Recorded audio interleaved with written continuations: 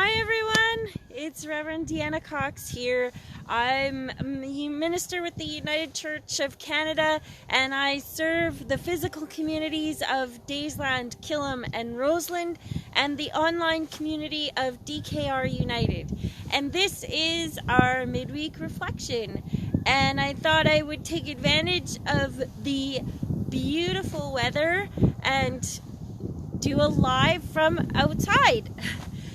It ties in to our theme this Lent. We're in the season of Lent, and our theme that we're using is called Holy Vessels, and it is all, a lighter tripod and the wind blew it over, and it is all about healing.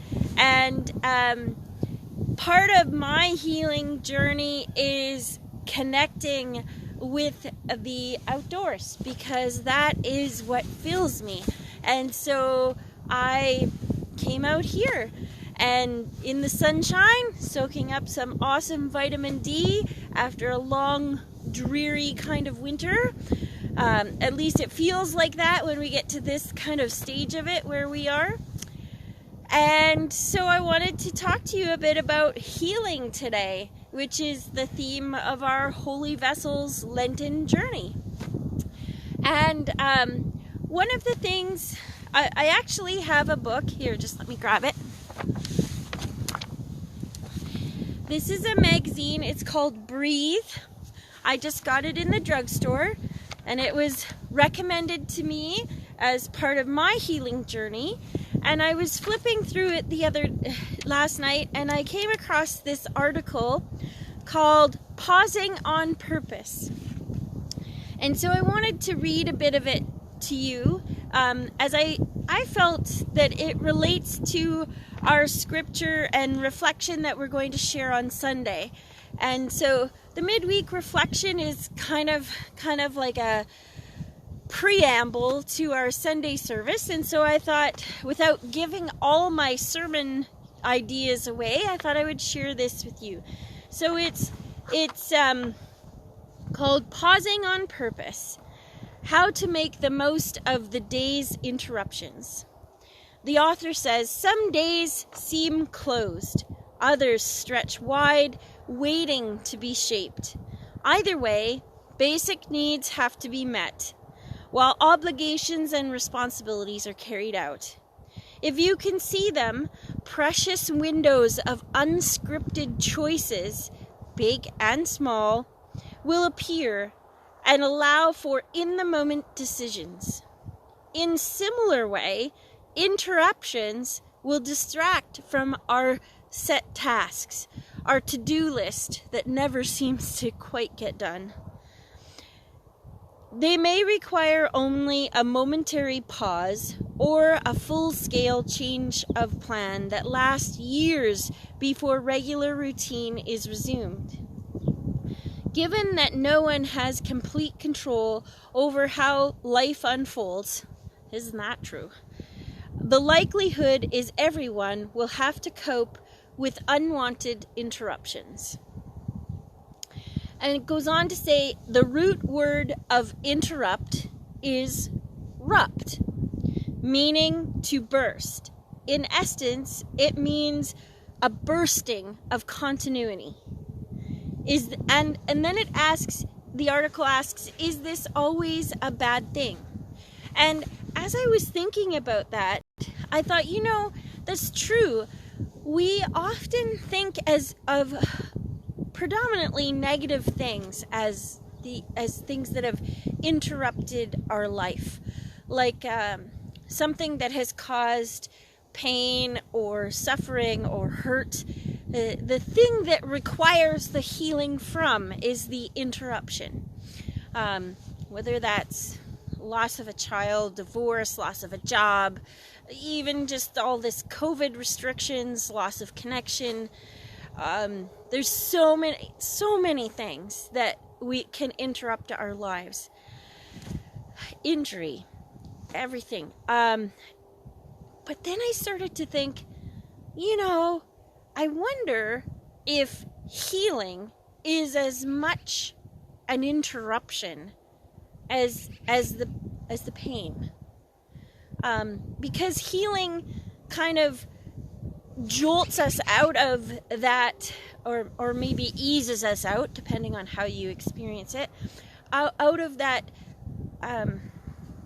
negative spiral, if you will, and helps us, or causes us, to see beauty, to see potential, reminds us that we are treasure, like we talked about on Sunday.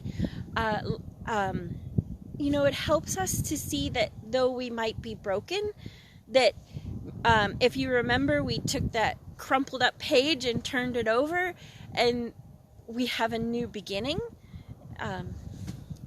So I wonder about that, and I think this week's scripture really speaks to healing as an interruption. And when I think when I talk about healing, know that we're not talking about some idealistic form of returning to some perfect state before whatever happened. But we are talking about that possibility, that seeing the potential of living our life to its fullest in whatever form we are in at the moment. And just kind of in a constant state of healing is like constantly reminding ourselves to turn that page, to see each day as a new beginning, and to see the fullest potential of that new day. And maybe we can only do it in baby steps, and maybe we take a leap. I don't know, but it's the healing. It's not the... So when you listen to the healing stories, I want you to hear the interruption of the lives and the chance for a new beginning. Not hear that everything is going to be perfect again, because I really don't think that that's what these healing stories mean. And historically, hearing them that way has done some damage. And so I really want to stress that when we're talking about healing, that isn't what we're talking about. Because that kind of healing doesn't happen for everyone. And we need to be very mindful of that. The article says too, it says life can seem easier on autopilot when an element of routine is useful and welcome. Yeah, we get used to our things, and something comes along and disrupts it, and it can make us cranky. But that's what the article cautions. Too much habitual living can lead to a dullness and erode resilience for when the inevitable eruption happens. And so they're suggesting that a way to address that is to embrace the eruptions that happen. One of the ways they suggest as an example is to say yes, as long as it's done in a safe and kind of mindful way. Everything that comes along your way that day, say yes. I've heard of this one before, that there was a program for troubled youth where they said yes, and so they wanted to destroy an old building, and they said yes, and then they said, well, now we need a building for this, so we have to build a new one. And and just so maybe that's something for today or for this week, is to try and say yes to as many things as possible that are interruptions, or to help you see the possibility, the potential, the healing that is possible in the world. Someone phones and says, do you have time for a chat? Yes. you know, that kind of thing. Or you think of somebody and I should call them. Yes, interrupt your day and call them. Interrupt their day and call them. That kind of thing.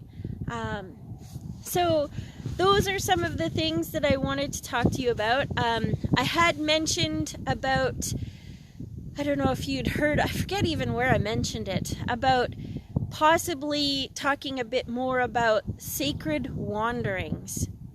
And that is, I guess, me saying yes to my healing. As I said at the beginning, I love the outdoors. The environment is one of the things that fills my spirit.